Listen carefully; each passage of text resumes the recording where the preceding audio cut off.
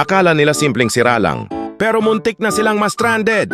May pumasok ngayon dito sa Door Doctor Garage isang Ford Ranger at hindi biro ang pinanggalingan ng customer dahil galing pa sila ng Coronadal City. Ang mas nakakagulat pa, ang sasakyang ito ay ginagamit ng DNR Region 12 sa kanilang trabaho. Ang reklamo nila ang power window sa harap kanan. Kapag ibinaba mo ang salamin, ayaw na nitong umangat. Delikado ito lalo na kung biglang umulan o kailangan mong iwan ang sasakyan. Nabukas ang bintana. Hindi lang ito simpleng abala, maaari rin itong maging sanhi ng pagpasok ng tubig at mas malaking problema sa loob ng sasakyan. Ayon kay customer, matagal na rin nilang iniisip kung saan ipapaayos ang problema. Hanggang sa mapanood nila ang mga vlog namin.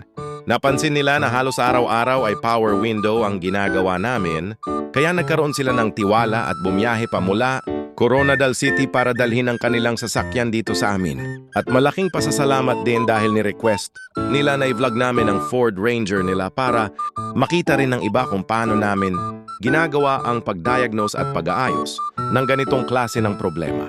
Maraming salamat po sa tiwala. Pagdating sa shop, sinimulan agad namin ang tamang pagsusuri. Hindi kasi basta-basta nagpapalit ng piyesa. Tinitingnan muna namin kung motor ba ang may sira, switch, wiring, o mekanismo ng power window. Mas gusto naming maayos muna ang problema sa tamang paraan para hindi masayang ang pera ng customer. Pagkatapos ng masusing inspeksyon at tamang pagkumpuni, naibalik na sa normal ang andar ng power window. Isang pindot na lang, maayos na itong bumababa at umaangat, handa na ulit gamitin sa kanilang pang-araw-araw na biyahe at trabaho.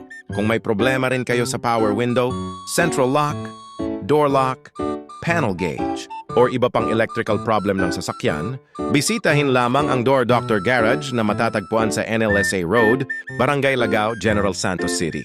Tutulungan namin kayong mahanap ang tunay na problema at maayos ito ng maayos at may kalidad. And kung nagustuhan ninyo ang video na ito at may natutunan kayo, huwag kalimutang i-like, share, at follow ang aming page para mas marami pa kayong mapanood na actual repairs. At makatulong din sa iba. Maraming salamat at magkita-kita tayo sa susunod naming vlog dito lang sa Door Doctor Garage.